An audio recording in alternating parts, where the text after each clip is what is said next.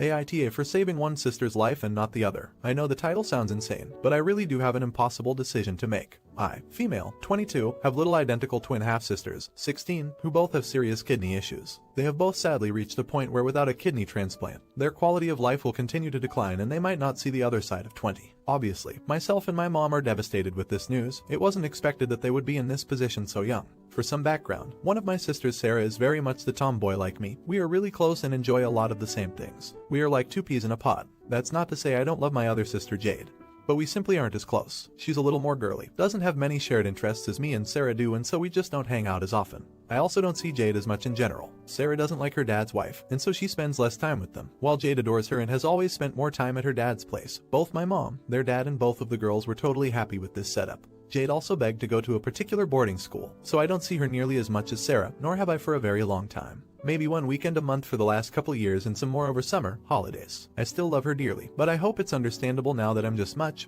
closer with Sarah. We were equally close until Jade started doing her own thing and making choices for herself, and I don't in any way begrudge that. I wouldn't say B and Jade don't get along, but there have definitely been some big spats over the years. We all got tested to see if it would be possible to do live donations, and I'm the only match. Unfortunately, I obviously only have 2 kidneys. I can only save one of my sisters. There's every chance they might get a kidney from somewhere else, but right now they aren't a priority and aren't high on the transplant list. I basically told my mom, who told their dad, that I want to donate my kidney to Sarah. I thought about it so much. I know this means I am undeniably saying I love Sarah more than Jade, and I guess I do. Unsurprisingly, all hell broke loose about how I could do this to Jade. How could I be so cruel? Why would I do this? How can I just play with their lives? I've been getting calls and texts from everyone who knows about this. Again, neither Sarah or Jade have been told. I get it. I'm playing God here, but it's my kidney. Yeah, I feel like scum for choosing one sister over the other, but one is my best friend and the other is, well, not. I feel like a monster for saying it, and I know on a fundamental level it's wrong. Part of me wanted to flip a coin or something, but I couldn't. My whole family seems to be demonizing me for making this choice. Sorry if it's confusing. The character count cut me off at it for some repeated questions. Currently, their doctors can't tell who will deteriorate faster. They are currently at similar stages, and their most recent results have given no insight into whether or not Sarah or Jane will be worse off. Only time will tell, but their current treatments are harsh on their other organs, so there is an element of urgency that makes us reluctant to just wait to see who gets sicker faster. If it came down to Jade needing a kidney next week and Sarah not needing one until next year, I would obviously donate to Jade and hold out hope Sarah will get another donor. I have suggested setting up a donor chain to my mom,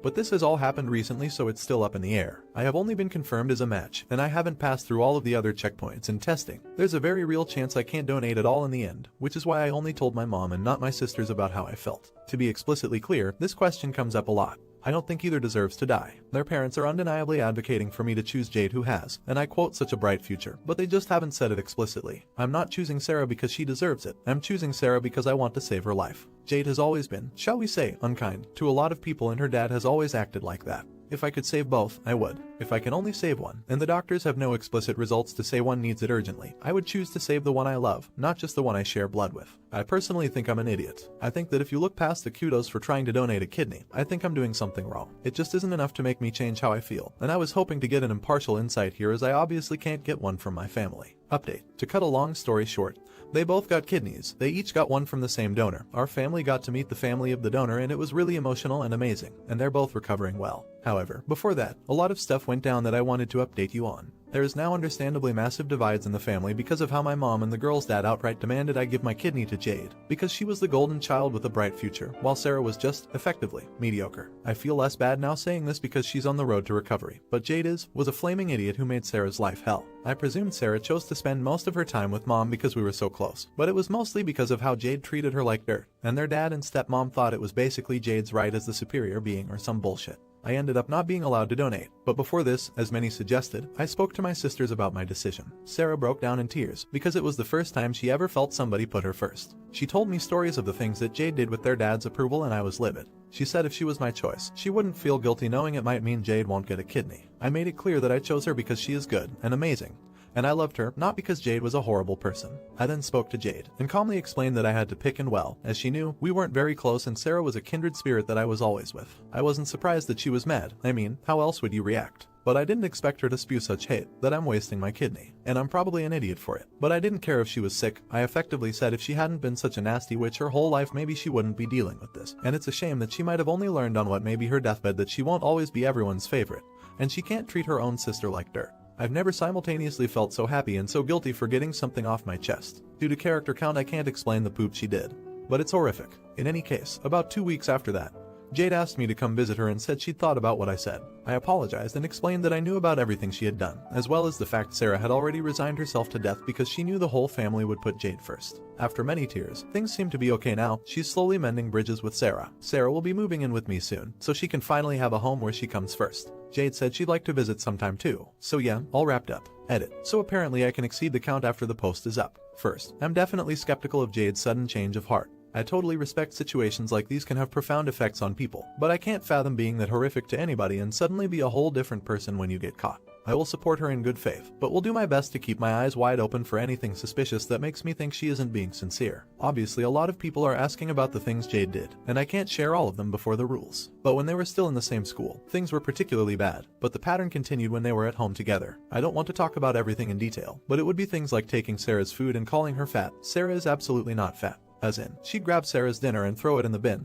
then proceed to eat her own food. She'd sometimes do this in school as well, so other people started calling her fat. They shared a bedroom, and Jade used to try to deprive Sarah of sleep. Jade would wear earplugs and set alarms randomly. Anytime Jade woke up, she'd just go over and shake Sarah awake, then go back to sleep herself. She'd wait until just before school to go to Sarah's bag and rip up her homework or assignments. Sarah said she mostly stopped doing homework the night before and just did it in between periods where Jade couldn't do it anymore. Some other things would include hiding the tampons and pads at their dad's house. They weren't supposed to go into the master bedroom, and Sarah would be screamed at for stealing their stepmom's tampons. Edit 2. I felt I needed to make this edit to make it clear that kidney failure in general is not a massive death sentence. As I have learned a lot since my original post, there are amazing treatments that can let people suffering from kidney problems have decent quality of life, and I don't want to misconstrue the reality of having kidney problems before I terrify anybody reading this story. My on your deathbed remark was, to call it what it is, very over the top and a result of strong emotions, and I did apologize for being so needlessly dramatic to Jade. Not the idiot. It sounds like you may have said something to Jade that she needed to hear. You know what is way worse and more toxic than being straightforward to someone even if it's unpleasant?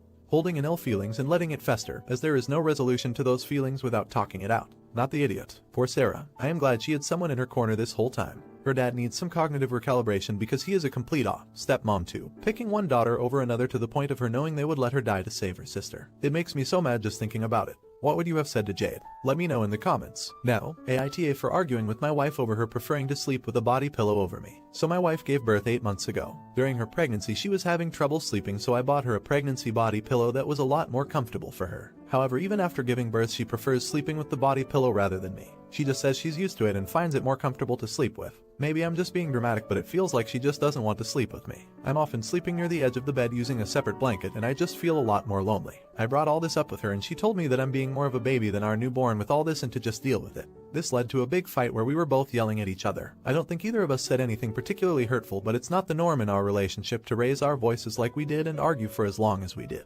Outside of this, our relationship is more or less fine. I mean, I obviously still love her and I'm sure she still loves me. Basically, am I the idiot for starting an argument over something like this? Some people seem to think that I'm jealous of the pillow. This isn't the case. I don't think she loves a pillow more than me. I just would prefer we sleep together and not with a pillow between us. I didn't think this was relevant, but just so you guys know, we have a nanny that takes care of the child from Sunday, Thursday. We both take turns on Friday and Saturday nights when we have to, so it's not like I'm expecting her to do everything. Also, I am not asking her to cuddle with me all night or let me spoon her or vice versa. I just would like it if there wasn't a pillow between us. Update. So a bit of a weird update since my wife actually saw this thread through her coworker. She texted me asking if I was looking to buy a new bed and I said yes without thinking much of it. She then linked me to this thread and said we would talk later that night, not in a bad way. We sat down and she apologized for calling me a baby and I apologized for starting a fight over something so small. She said that she really enjoys the pillow but we can get rid of it and sleep together instead. I told her this isn't necessary and that I would deal with it, but she insisted. I've ordered her a new body pillow that just covers one side of her that she could put on the opposite side of me, so hopefully everyone can be comfortable. Everything worked out and we have been sleeping together for the past couple weeks now. The new body pillow came in and is on the opposite side of her. She switches between me and the pillow every now and then and it's not a big deal. A lot more comfortable to sleep now too, haha. Thanks to everyone who PM'd me giving me advice as well as those giving advice in the comments. I tried to emphasize this as much as I could in the comments, but seriously, my wife and I never fight. And this was extremely out of the norm for us. Everything is good now though, and we are going to start doing date nights again on Saturday and it's been going well. Feels more like our relationship when it was just starting out in the honeymoon period kind of thing. But yeah, everything's fine now. To be honest, it was always fine. This was just a minor thing that somehow got blown out of proportion. I barely remember, but I think we were both just stressed with work that day, so we ended up getting into a silly fight. Seriously, I love my wife, so hopefully no judgment by you guys on the one comment she said back then. She's honestly a really good person. I made an update thread a few weeks back but was a few days early for the minimum, and someone commented on the old thread a few days ago, so I remembered to repost the update thread today with a few more updates. Thanks everyone, not the idiot. I'm glad you guys worked things out. I'm sorry I missed the original post, but just wanted to chime in that I too had this exact body pillow when I was pregnant. God, while I was pregnant, that thing was a lifesaver. My husband called it my bed because it took up so much space. It was like my own little bed inside our bed, haha. Needless to say, he was pretty glad when I switched back. I was too. I usually sleep with a one-sided body pillow and it works well for us when I'm not preggo, and we can spoon again. It got lonely, but I can totally see how both of you would have felt. We didn't get into any fights about it, but I can see how it would happen, especially with the stress of a newborn in the house.